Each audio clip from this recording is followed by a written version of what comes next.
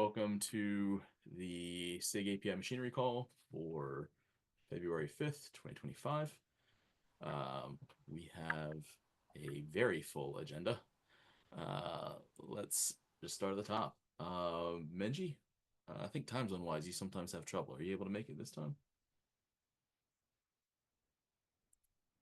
Or a friend who could speak about this item? All right, I'm going to pause that one or skip it. Talk about it.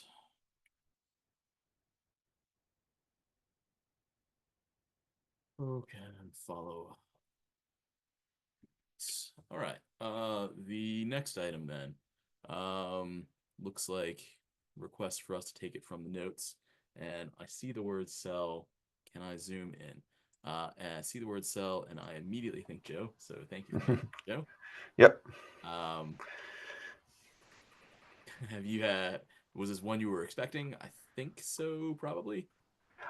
So this has come up a couple times in the past, and there are some. So I'll mention a couple things on the history on this one, which is it has been considered. I think it's interesting. I think it's useful. This will be the first time, if we do this, this will be the first time that we're putting cell in the read serving path. And that's really important. Up till now, it has only been on the admission path on writes and in the scheduler for DRA. So the one thing I did, and I liked this about this KEP, is it does mention the performance considerations and how the cost numbers were chosen, comparing it to the JSON path cost. And I think that is a reasonable way to think about that. But I wanted to call that out as something to watch very specifically for here, because we are affecting the read serving path. That is a really good point. How does it fare actually? It looks like a cost number was found that is benchmarked against JSON path computation to be about the same cost guarantee, which I think is a pretty reasonable bar. Like, if you can say it's no worse than what we have today, there should be no reason for concern. Okay. I just want to add it to that. I totally agree with what Joe said. I just want to mention I've been in discussion with Priyanka and Sriram in the past regarding with this KEP, and I do mention the performance analysis will be needed in order to get this KEP merged to them, like through some like a private chat group. So I think they should be aware of this, and they are working on the performance analysis just to support. Yeah. That makes a lot of sense. I don't have any reason to say if the overall cost is consistent. I guess we want to make sure we don't miss anything, or at least the best we can, like we did with that authorizer one. Question from me. What subset of cell are we going to allow here? Right. So we have what? We have cell that includes access to the authorizer. We have cell that has old and new object. We have cell that has access to all the admission bits. Is it most like CRD validation cell? I think so. It's actually a pretty. This might be one of the most restrictive subsets in that I don't think we're giving any access to the authorizer, any access to an old object. DRA is also a relatively simple flavor in that we don't provide any of these like add-ins. So you're really just down to the set of cell libraries we provide and a really low cost, so you can only use certain operations. I would be really interested when we do the performance analysis also to compare that against our libraries. Like, can you even do a simple regex and be under that cost limit? Like, how low is it, and what does that mean in terms of what you can practically do? Because rather than saying you're not allowed to have a library, what we've been doing is saying you're allowed to have anything that's within cost. Good point.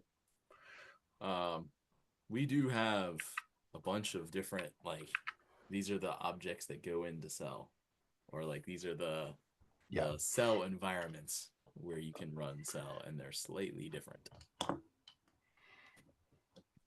Yeah, I think this is the strictest subset I'm aware of, which is like, we don't provide any additional variables to give you access to things today. Like today, we don't give you the old object. So I'm assuming that you just have self, but not old self, and you don't have the authorizer variable. But everything else is the same. Okay. All right. So, and this is high enough where you'd say, yeah, probably I'd look at the cap sometime over 133, not targeting 133, but sometime over 133. Having a look at. Yeah. All right, I'll drop that as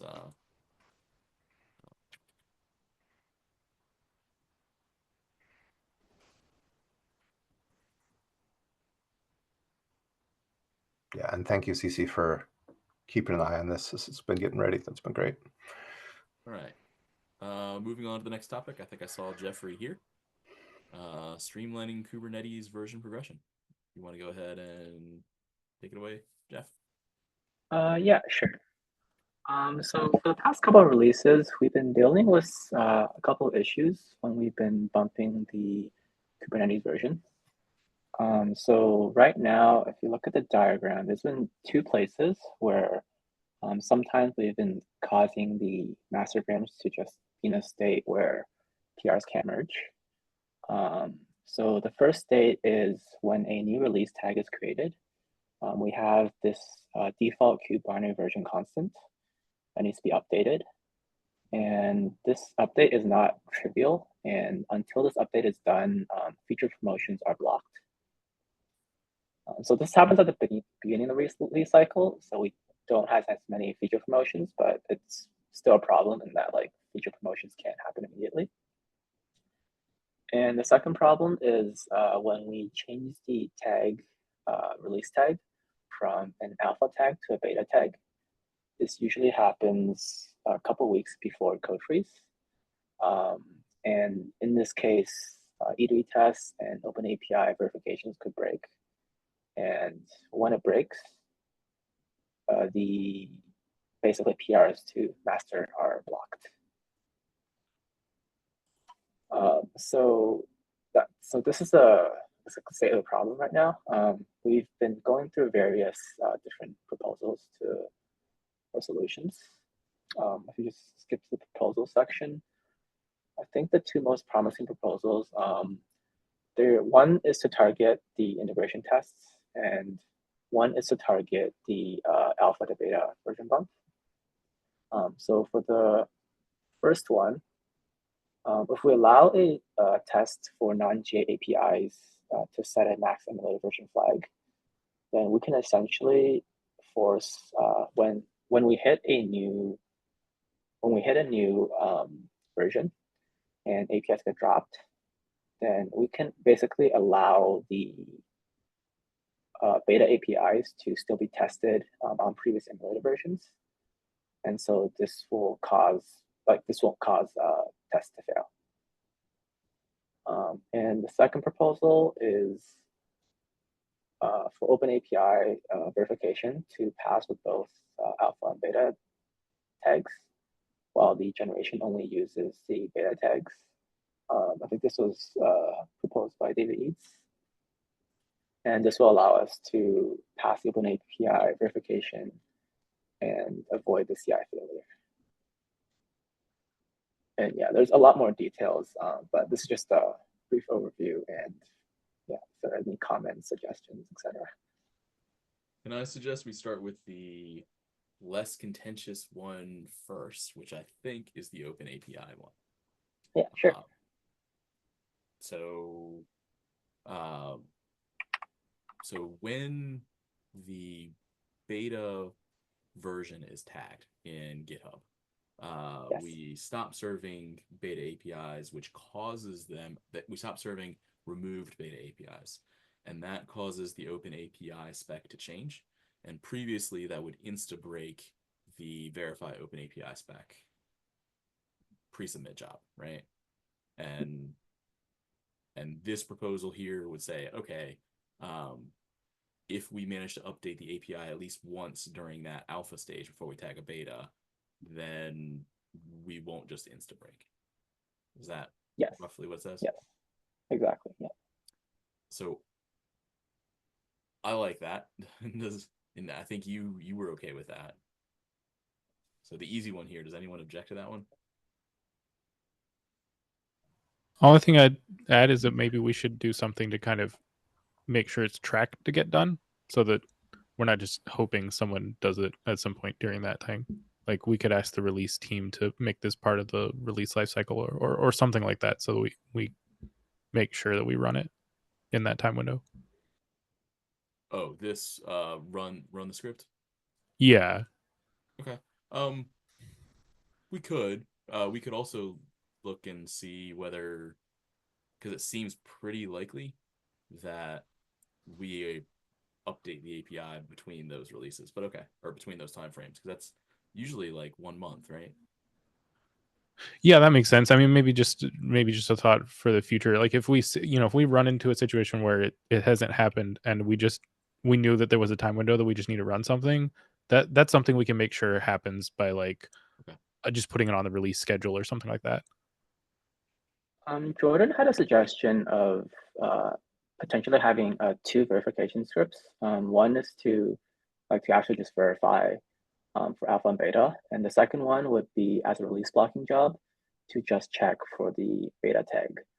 So we make sure that that one is green before we do a beta release.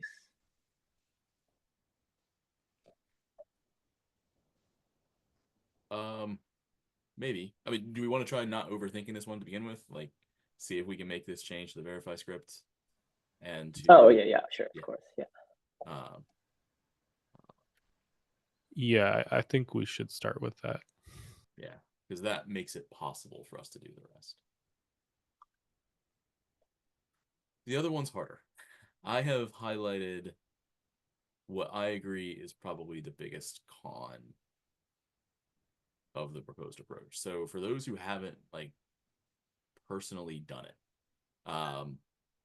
what happens, or at least, and you can tell me, Jeffrey, whether I'm talking about the same thing you're talking about. What happens during a release is that the first release I have my beta API, I'm adding my integration tests, and I'm using a V1 beta 1 client. And then at some point, I realize I'm going to have a V1 beta 2, and I have a V1 beta 2 client.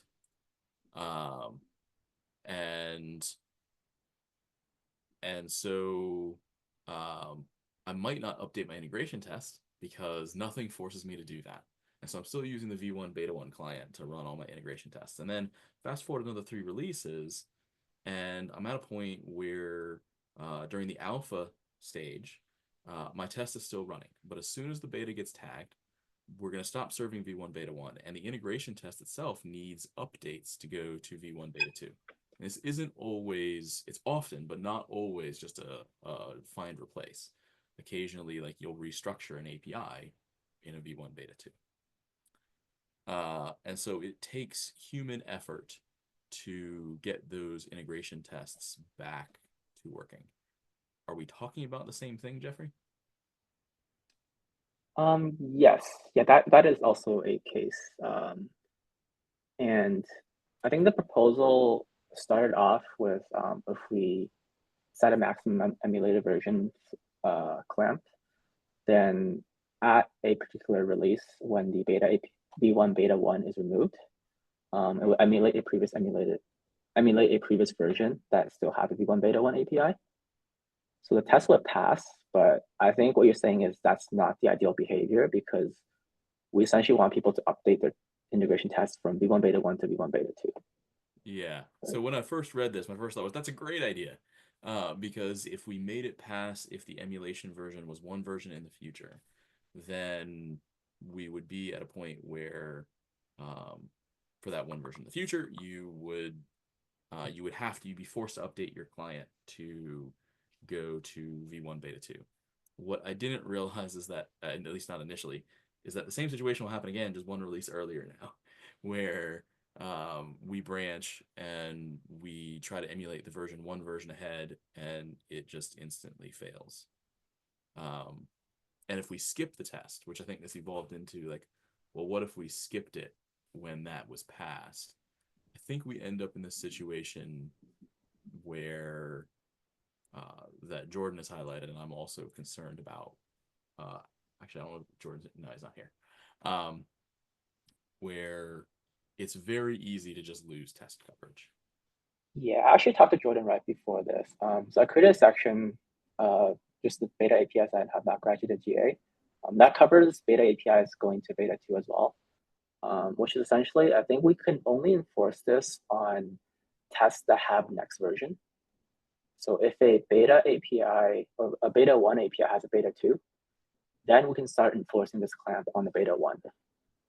But a clamp cannot exist on the latest resource, because if it just like starts failing, we want to make sure that like fails loud, and we actually know that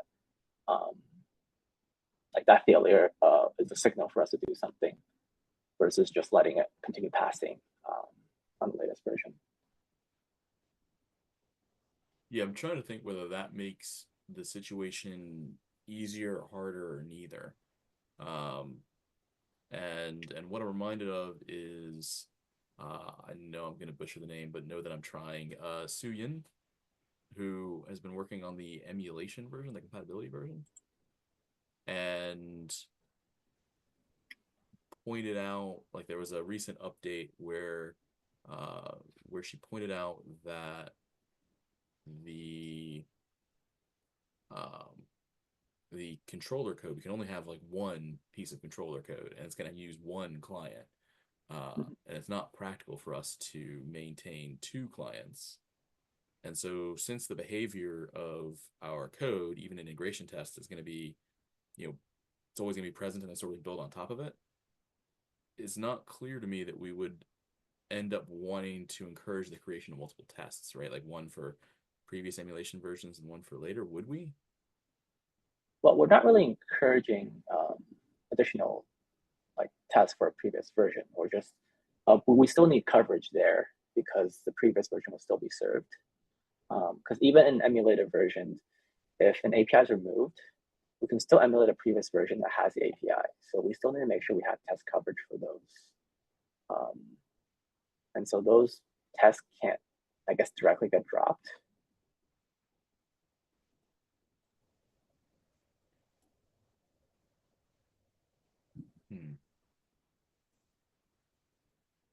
I think I would expect to see tests have a minimum emulation version, but not a maximum one. That's pretty rare. It's not unheard of. We've done it before.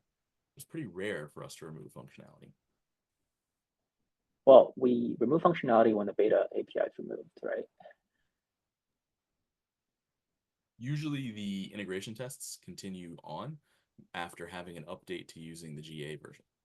Right, and those tests will be unaffected because they're using GA API. We're just making sure that if a feature graduates from beta to GA and someone is still testing the beta API, those tests will, in a sense, expire after a certain amount of time. But usually when we do this promotion, we update the integration tests so they all use the new v1 API. Right, that'll be perfect. That'll be perfect then. Like that doesn't really affect the situation. This is only if they need to keep tests around for the beta APIs that we would just. if Go the ahead. beta API is still be used by emulation version, we still need like ideally we still need test coverage for the beta API. So there should be 2 tests, one for GA, one for beta. Don't know that I would expect us to continue growing tests in that manner. Like, Even Mache, if you review a lot of stuff for controllers, right? Like, when you're looking at it, do you look and say that, I've had to evolve something, and so it now depends on this new API, and I'm going to take the same test name and just use the new client, or do you duplicate the tests?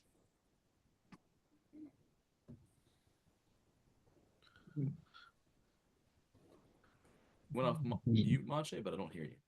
Yeah, I'm thinking because we haven't gone through the promotions recently, but I believe we usually duplicated tests to cover both endpoints, both versions, if we're progressing between betas, alphas, and eventually GA.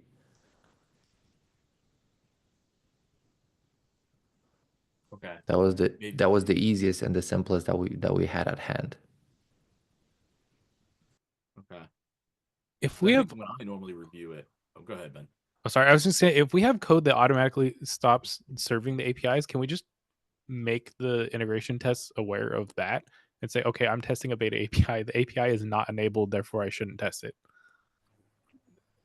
The issue is the one that Jordan brings up here about sudden loss of coverage. So when that happens, it's very easy to end up in a state where your test that used to run is just now being skipped and you don't even notice.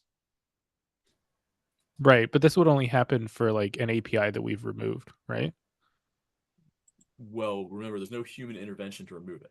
So yeah, and so yes, it would only happen for those, but every API goes through that stage. Well, but I mean, the tests are going to start failing right now, right? Because we're still trying to test an API that was removed. Yeah, and that's why we end up being basically sure every release that gets fixed, because it starts failing and someone has to fix it to merge the next PR. Yeah, but forcing the whole project to halt is like extremely blunt. We could probably come up with something else. It could be we could tag only running them in a periodic that's release blocking or something. I mean, some way to. I think one outcome that would be really good out of this effort is making sure that we don't regress on any of this, but that we kind of stop having this all PRs to master or halted. That level of discipline is extremely difficult. We have not been releasing with release blocking tests failing. And the release team has really been very good about tracking down like who's responsible for failures and getting those fixed. I'm pretty confident that if we can have something in release blocking coverage, that it will get addressed, and that doesn't have to block merging pull requests. So, are you confident in the time frame? Because one option that exists is to you can actually run the integration tests in a mode that says be strict and just stop serving immediately. And if a job periodic were defined that way, then as soon as the alpha was tagged, that job would start failing. And so perhaps as a way to try this, creating a periodic that failed in that way and then demonstrating every release that it's fixed by the time we get to beta, by not having master freeze, because that would be like a very clear signal, could be a way to have both, right? Where you get the signal, you have a month in which to clear this problem.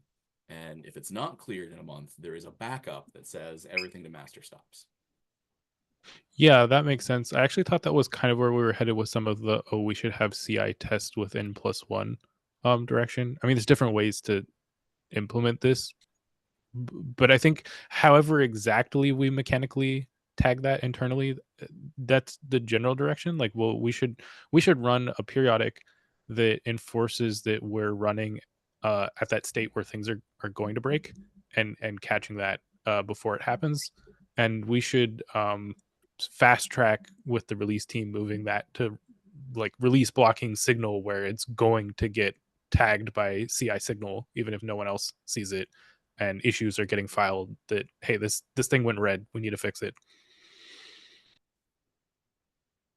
All right, so I'm making a note of that now. We've ran integration tests in strict mode. Disable beta APIs removed during alpha. During alpha tag. Sorry, one thing I want to point out, I don't think the integration tests are dependent on the tags, the tag version. They specifically look at the Q binary version, which is a constant that we have. They're in the indirectly, so they're indirectly dependent though, because right, because we remove the APIs. Or Well, if they're API not, I mean, that's something we should fix anyhow. API removals also look at that specific constant. They only look at the tags if you build the binary, which I don't think we do for integration tests. Or We with, should with the really flags. fix. We should really fix that to just read the one version and not have, like, I mean, there's been a side discussion about that already, but let's say that we have this approach where we're going to be able to test and catch it early. I think that enables us to say, okay, except where we're overriding that version to test it early, we should dedupe that, and we should pass the Git version info to the integration test in the same way we would to a release binary, so that there isn't this skew in how we're testing things and what components are getting disabled, that sort of thing, versus what we're going to release.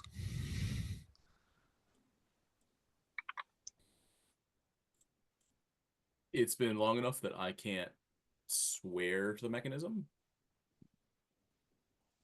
Yeah, it's been long enough that I can't swear to the mechanism. I don't remember that binary version even existing until the emulation version existed. So at least, 3 years back when we started, I don't think that was how it worked.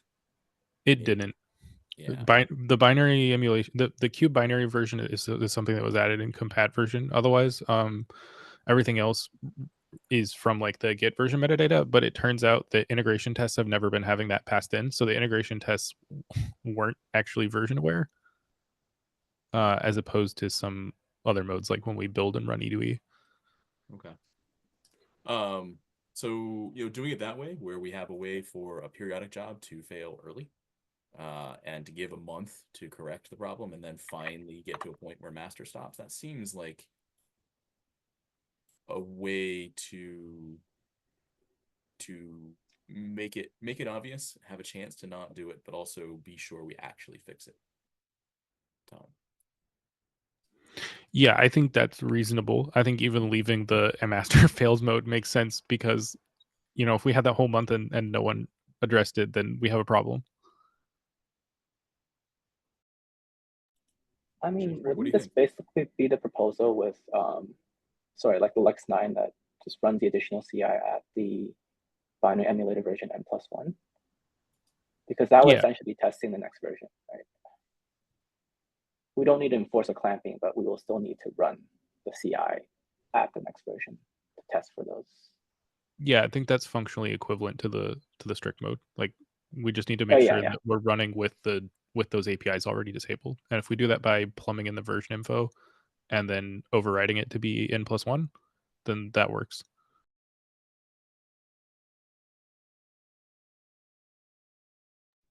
All right. I'm real happy with the way that conversation went. Jeffrey, do you feel like there's a good path forward? Yeah, cool. So just to summarize, so we'll run the additional CI, I guess as a periodic. Are we not including the max emulator version stuff then? I don't think we would need it, and I'm still kind of suspicious of it.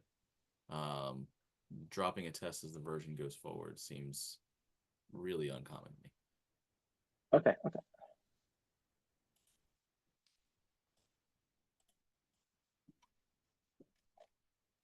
Yeah, sounds good. Okay, thanks.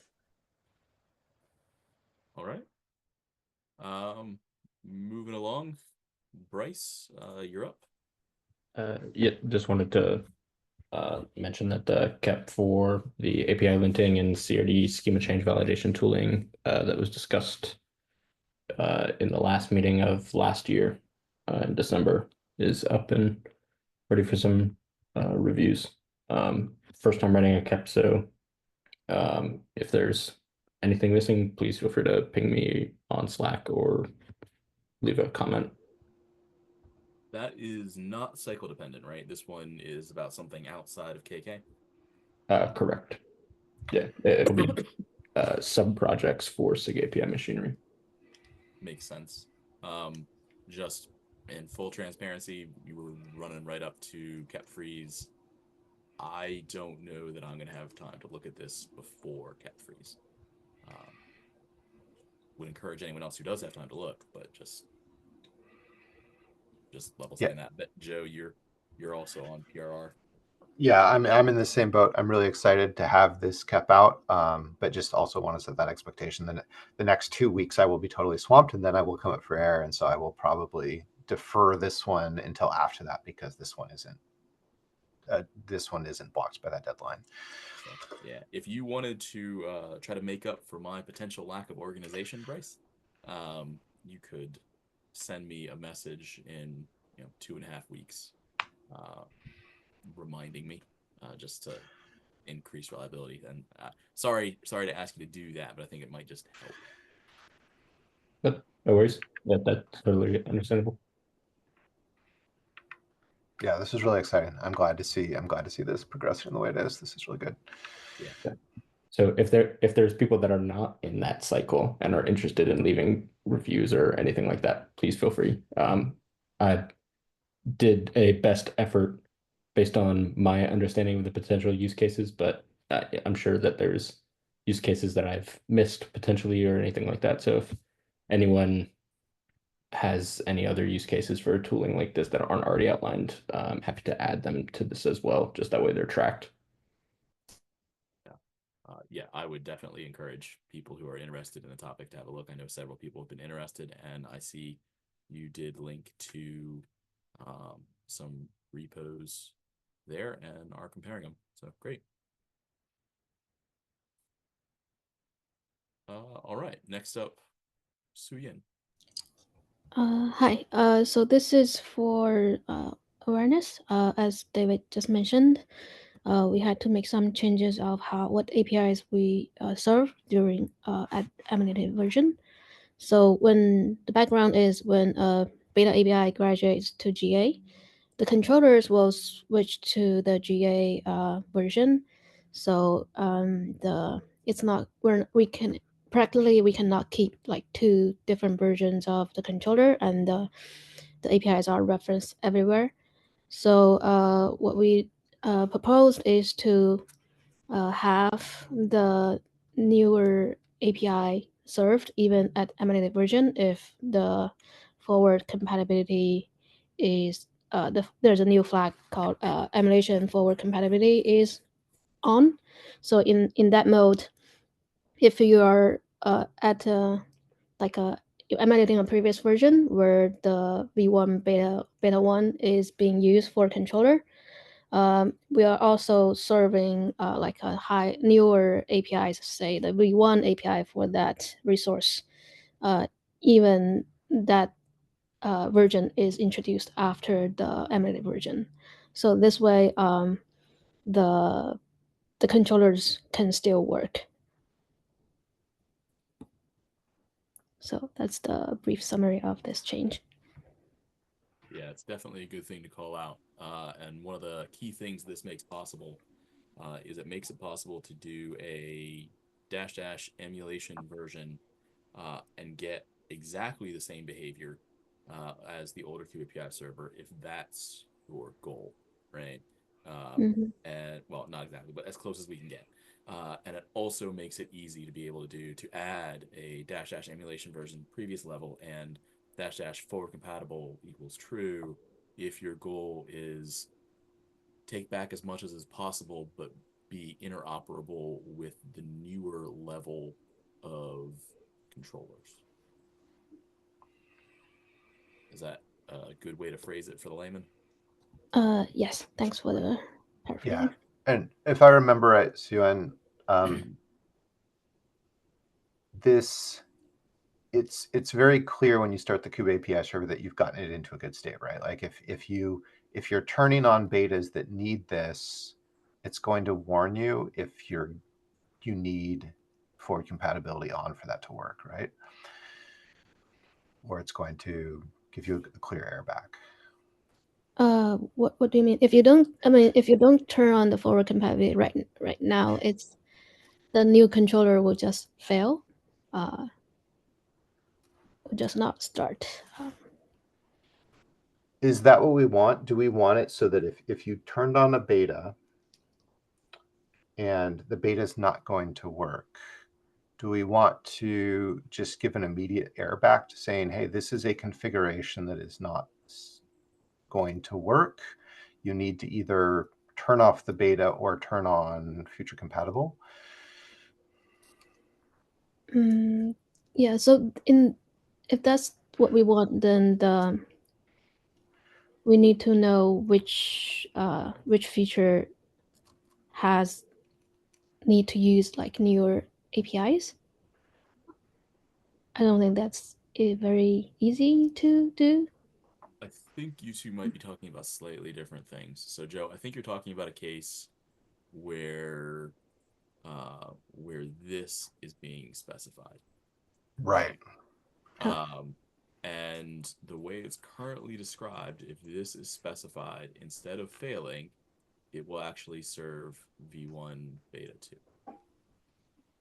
If we wanted to make it not do that, I think that would be okay and codable. If we said, hey, to enable v1 beta 2, you must also set forward compatible equals true. I don't think it requires any changes in the controller manager, which I think Su Yin was talking about. Hey, in the controller manager, we just don't know. Yeah, the controller manager doesn't know. Yeah, I think that's flexible for implementation, and okay. And I think the idea of requiring forward compatible emulation forward compatible equals true is a good idea. Okay. Yeah, I think I'm good with this. I'll watch it on implementation. I just don't want somebody to be like, why did it let me set an invalid configuration on the API server that's never going to work? Okay, yeah, I'll try make sure to include that in the implementation. Great. This is great. This is really good. Good development. And this is the one where I'm sure Merrick joined for this one. So this came out of looking at another feature built on top of the watch cache. And while I was looking at that, I had questions, and Merrick put together a bunch of information about what features we already had in flight in the watch cache. And my concern was about being sure that we don't lose focus in trying to complete our features. Because one of the things that we found is that once features are enabled by default, they start building an ecosystem around themselves, and it can be difficult to make further changes. And I think like the canonical example here would be, I guess two examples would be Ingress and Series, where we were in beta forever, and they effectively became a low quality GA with behavior we didn't like. And so, yeah, in asking that was sort of what's in the back of my mind. So I wrote up some discussion points for how we decide whether to start another feature or feature gate. And then Merrick actually put together and filled in this table. It has been reorganized since I looked at it. It has been reordered. but trying to work out the features that we have. And you can see we actually have a decent stack. Merrick, how would you like to go through this? I think some of these were clear and obvious what we should do.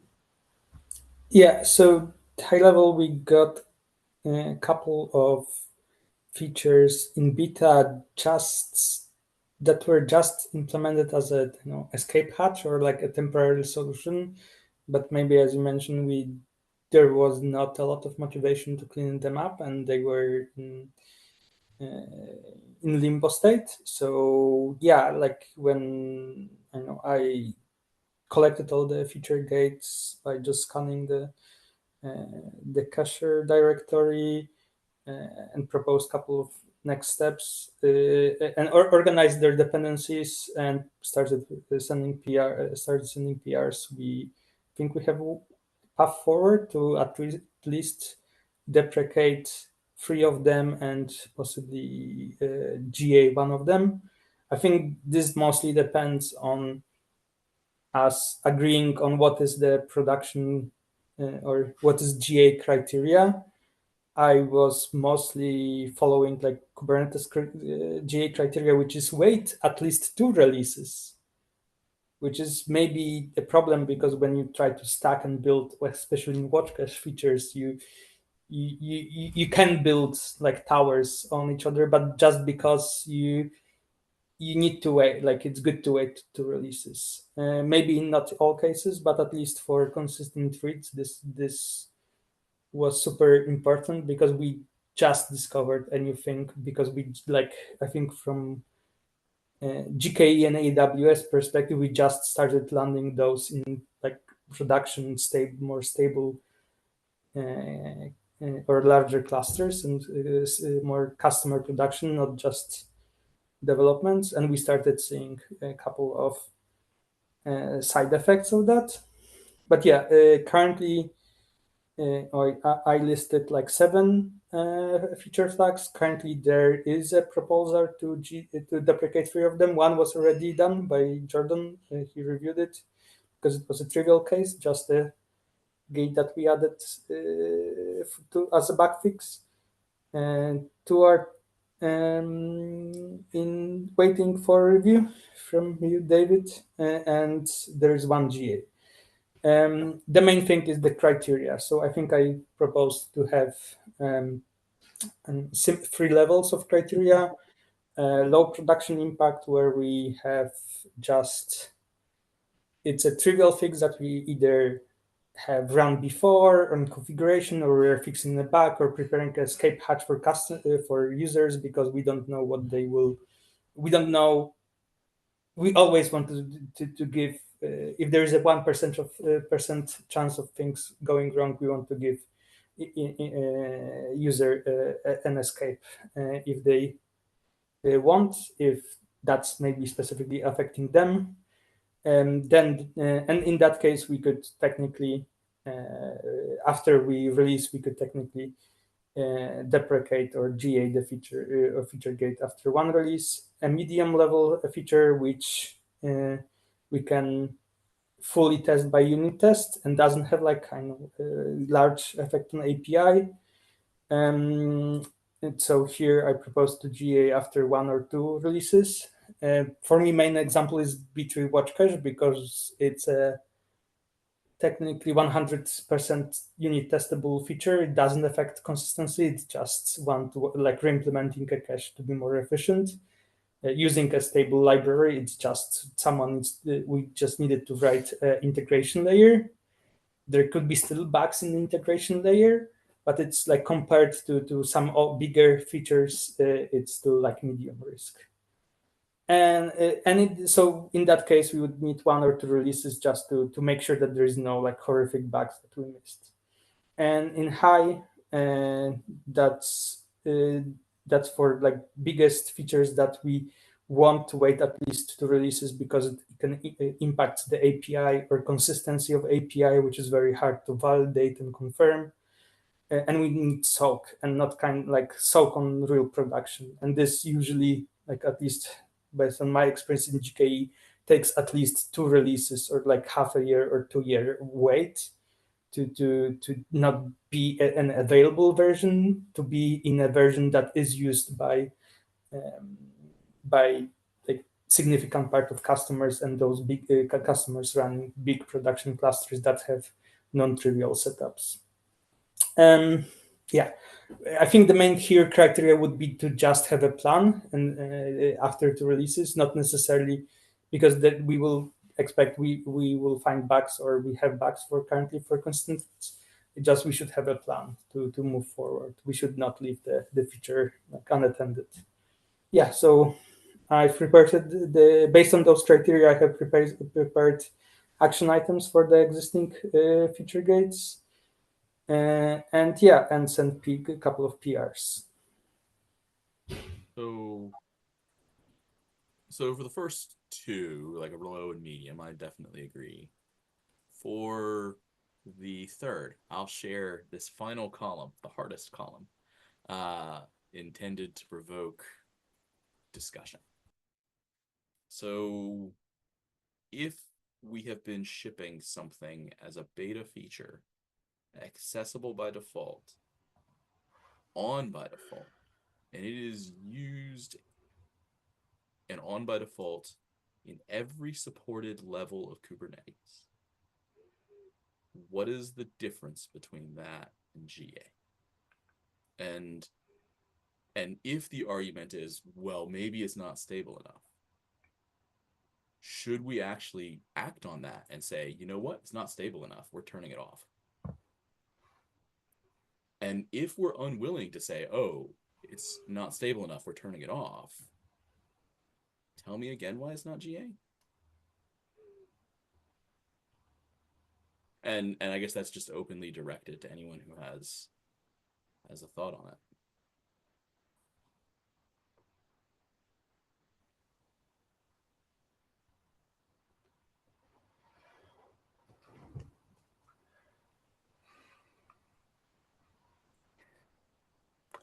I mean, I think I agree with the sentiment. If we got something to the point where we're committed to it, we should be calling it GA. And if we really don't like it,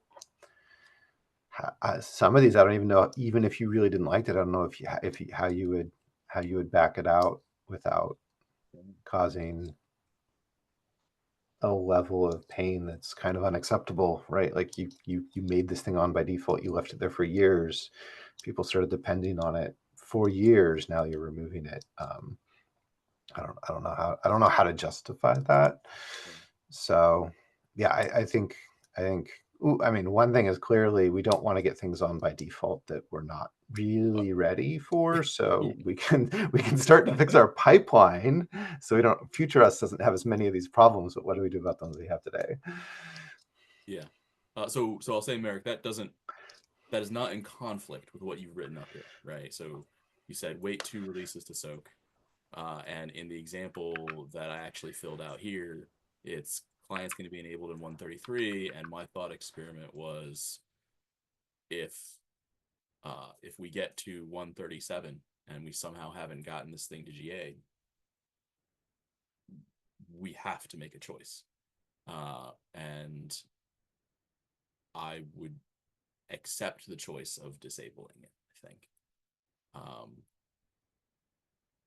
So I don't think it's in conflict, because your 2 releases would be what, 133, 134.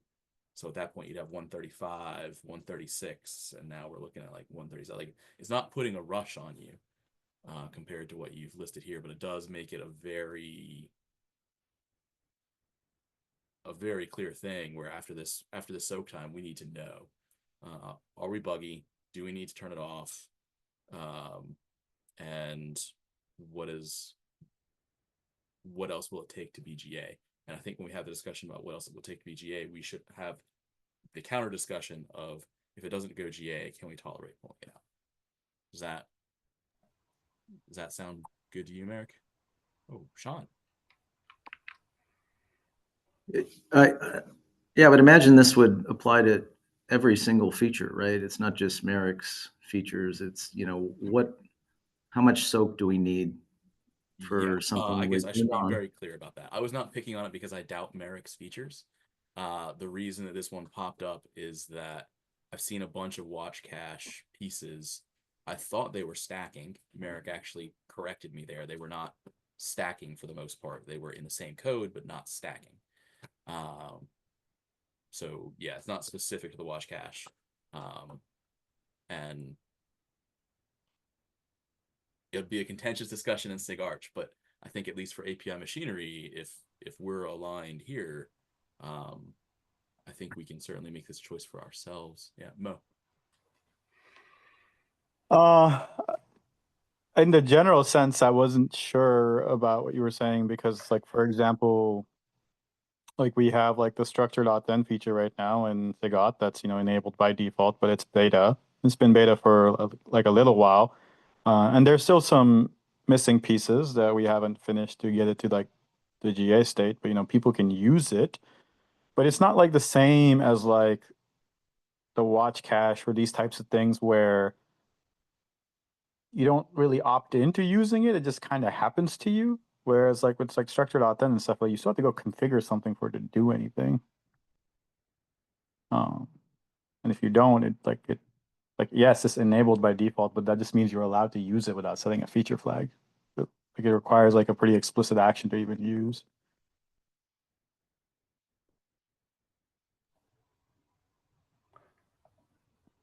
Yeah, and I think some of these are not actually true enhancements in the sense that, like, from a user behavior perspective, the only way you can detect them is by performance changes or scale changes, but they're not actually like a new feature. Some of them are, but some of them are literally like, we made things better under the hood, but we gave ourselves this escape hatch, a way to turn it off if something goes wrong because we made a risk assessment, decided that was probably worth having.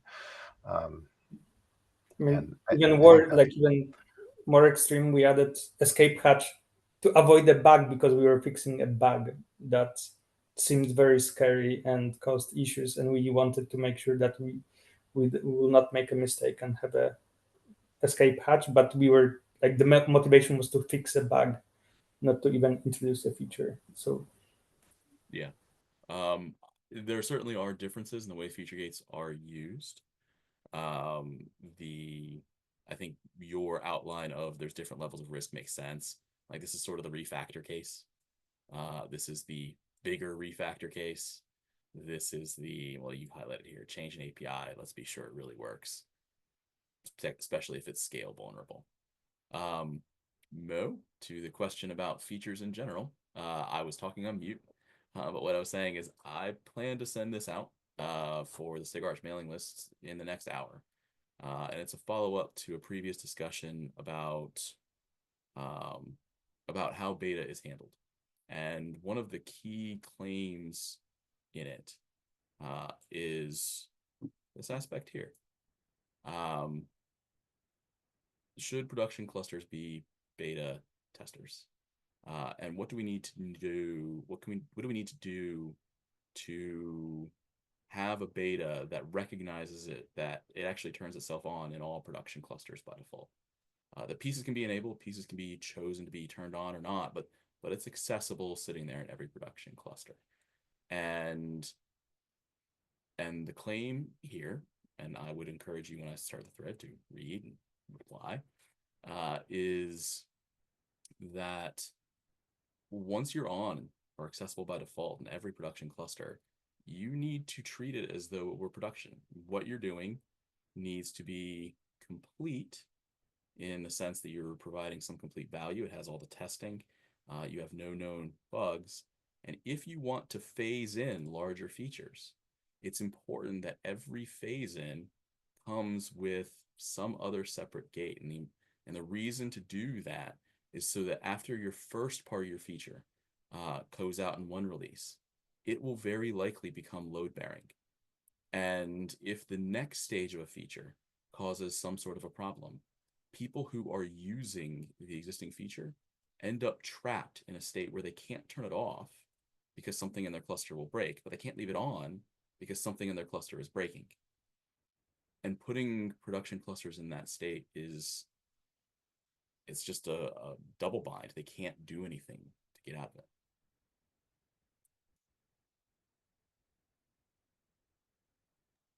Yeah, so I think that rationale makes sense. Like I don't know exactly what outcome is going to come out of that discussion, but I understand where you're coming from. The other thing that's sort of related to all this that I wanted to ask is, since we're talking about sort of, being on by default in every supported version of Cube, how do we feel about the fact that basically every major cloud provider has their, longer supported LTS versions, which encourage users to stay on older versions for longer, which reduces the amount of testing that our supported versions will get, in a sense, in a period of time. I feel sorry for billion or trillion dollar corporations that encourage behavior that defers their future pain to a later date. And so if a decision is good for the project, I would bias the result for the project and not for the products. So 100% agree. My concern is actually not at all about those companies. My concern is for the project. I'm in a sense, like I'll pick on Windows for a second. We seem heavily reliant on basically AWS and Microsoft finding the bugs in the Windows features. I think we should probably take that to another meeting, but yes. Yeah. There's completely insufficient testing upstream. Yeah, that's all I'm saying is really that I'm not actually worried at all about the downstream stuff. I'm more saying that, are we confident that our project got enough exercise to say that it's good? That's all I'm saying. If we do feel that way, if we feel that there's enough use in open source and just non like big commercial entities that it gives us the SOAK coverage that we want, yeah, I think we should do it. I'm actually not too worried about LTS affecting that. I don't know about the other vendors, but speaking for my employer, we will start charging you more if you use LTS to discourage you off of it. And I don't think we're really expecting like everyone's going to adopt this. There'll just be some lagging users. So we should still get usage information at more current releases, and we're showing those pretty quickly. Merrick, so I think everything you propose here makes sense. Are you planning to capture this into like, I don't know, some way that we make sure that this continues to be applied in the future? I've actually suggested that we'll create a position document over this. Daniel and I did a couple of those in the past. And so I will probably take it and post PR or Merrick if you want. But I believe we are at the end of the meeting. So I will call it here and we'll follow up the rest via Slack.